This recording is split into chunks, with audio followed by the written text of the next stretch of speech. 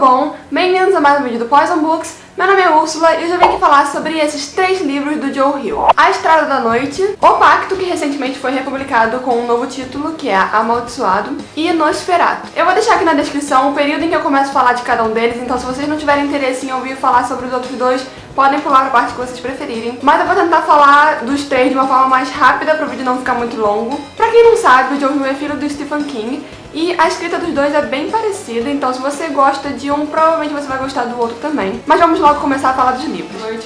Eu vou começar falando sobre Estrada da Noite, que foi o primeiro livro do Joe Hill publicado aqui no Brasil. Esse livro vai contar a história do Judas Coyne, que é um astro do rock aposentado de 50 anos, e ele vive atualmente com a sua atual namorada e com seu assistente. O Judas tem uma coleção de objetos mórbidos, como a fita de um assassinato real, por exemplo, e um dia o seu assistente está navegando na internet e ele descobre que existe uma pessoa interessada em vender um fantasma. No caso, essa pessoa estaria vendendo um terno de uma outra pessoa que já morreu e, teoricamente, esse terno viria assombrado pelo fantasma do dono. A princípio, tanto o Judas quanto o assistente dele acham que isso é meio bobeira, mas ele decide comprar mesmo assim para colocar em sua coleção. Só que obviamente não é bobeira e o terno realmente vem assombrado. E aí logo depois o Judas acaba descobrindo que esse fantasma tem certa ligação com ele, que as coisas não aconteceram tão por acaso quanto ele pensou. E aí ele vai entrando cada vez em mais problemas e ele tenta se livrar do fantasma que ele mesmo comprou, mas não consegue, e aí as coisas vão piorando e eu não posso falar mais nada sobre a história. Bom, dos 3 livros do Joe Hill que eu vou falar agora, que são os que eu li, esse foi o que eu menos gostei. Eu achei a história meio bobinha, digamos assim. Eu não gosto muito desse tipo de fantasma, o fantasma em forma humana que persegue as pessoas, então eu acho que talvez por isso eu não tenha gostado tanto. Conheço bastante gente que gosta muito desse livro, então caso você tenha interesse, não deixe de ler por causa da minha opinião. Mas nós também temos que considerar que esse foi o primeiro livro escrito pelo Joe Hill, então... pra quem tá escrevendo pela primeira vez até que não é ruim, mas a história não me prendeu muito. O próximo livro é O Pacto, que, como eu falei no início, também já foi publicado recentemente como Amaldiçoado, por causa do filme com Daniel Radcliffe, que eu achei um pouco trash, mas eu acho a história do livro muito legal. O livro vai contar a história do Wig Parrish, que é um cara que tem uma vida basicamente perfeita. Ele vive com seus amigos, com seu irmão, com a sua namorada, porque ele sempre foi muito apaixonado desde o início da adolescência. Ele sempre tentava ajudar os outros da maneira que ele podia, ele sempre tentou ser uma boa pessoa. Só que aí vai acontecer algo que vai mudar completamente o rumo da vida dele. A Marion, que é a namorada dele, é assassinada, e se isso já não fosse ruim o suficiente, ele acaba se tornando o principal suspeito. A história do livro vai se passar 1 ano depois deste acontecimento. Não houve provas suficientes para incriminar o Wig, mas toda a cidade acredita que ele é o culpado, inclusive a sua família. Todo mundo parece não conseguir acreditar que não foi ele que assassinou a Marion, por mais que ele tente explicar. Só que aí o Wig acorda depois de uma noite de bebedeira, de ressaca, e ele percebe que tem chifres nascendo das têmporas. Aí ele vai correndo falar com a sua atual namorada, que é mais uma companheira, mas ele percebe que ela não tem nenhuma reação exagerada aos chifres, muito pelo contrário, ela parece agir de forma muito natural. Então, é claro, o Wig vai correndo pro hospital para tentar resolver isso, mas conforme ele vai encontrando com as pessoas, ele percebe que ninguém tem uma reação exagerada aos chifres, todo mundo age de forma normal, e além disso, ele também percebe que as pessoas começam a contar os seus desejos e segredos mais terríveis. Ele começa a ouvir muita coisa desagradável de gente que ele não conhece, isso é muito ruim, ele fica muito assustado com isso tudo. Depois ele percebe que isso é causado pelos chifres, que eles fazem com que as pessoas tenham vontade de contar seus desejos e pensamentos ruins, independente de conhecer o Wig ou não. Tudo de maneira muito sincera, mas ainda assim bem desagradável. E por isso a saída ao médico não leva a lugar nenhum. Os médicos acabam falando sobre coisas incoerentes que não tem nenhuma relação com o real problema do Wig. Então ele sai do hospital e vai tendo contato com outras pessoas, vai conversar com outras pessoas, e no meio disso ele acaba recebendo uma pista de quem seria o verdadeiro assassino da Marion.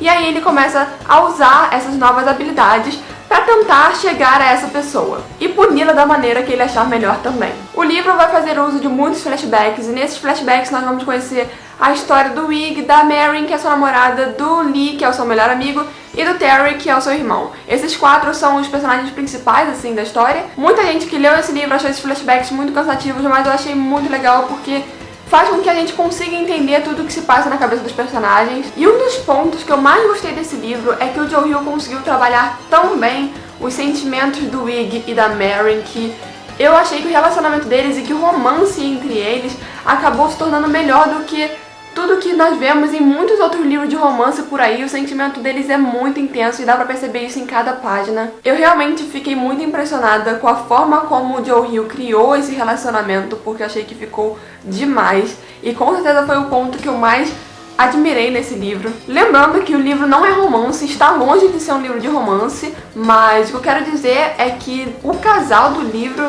vive de uma forma muito intensa e isso é muito bem passado ao leitor. Algo deste livro que pode incomodar algumas pessoas é a quantidade de palavrões e termos um pouco pesados que existem na história. Por causa desse poder que é causado pelo chifre, de fazer com que as pessoas contem coisas ruins, elas acabam falando coisas um pouco pesadas, que talvez incomode algumas pessoas. Não me incomodou, mas eu tô avisando isso porque eu sei que existem pessoas que não gostam muito desses termos. Sobre o final do livro, eu amei o final dessa história, achei que tudo foi muito coerente, fez total sentido em relação a tudo que já havia acontecido. Já ouvi pessoas falando que não gostaram, mas eu sinceramente não consigo imaginar um final melhor pra essa história. Algumas coisas ficam um pouco subjetivas, mas pensando um pouquinho dá pra você entender bem o que aconteceu ali. Enfim, eu adorei esse livro e recomendo demais.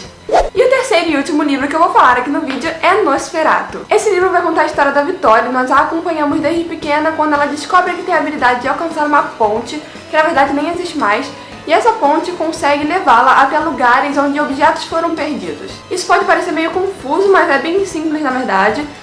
Vou dar um exemplo. No início do livro, a mãe dela perde uma pulseira e todo mundo fica muito desesperado atrás dessa pulseira.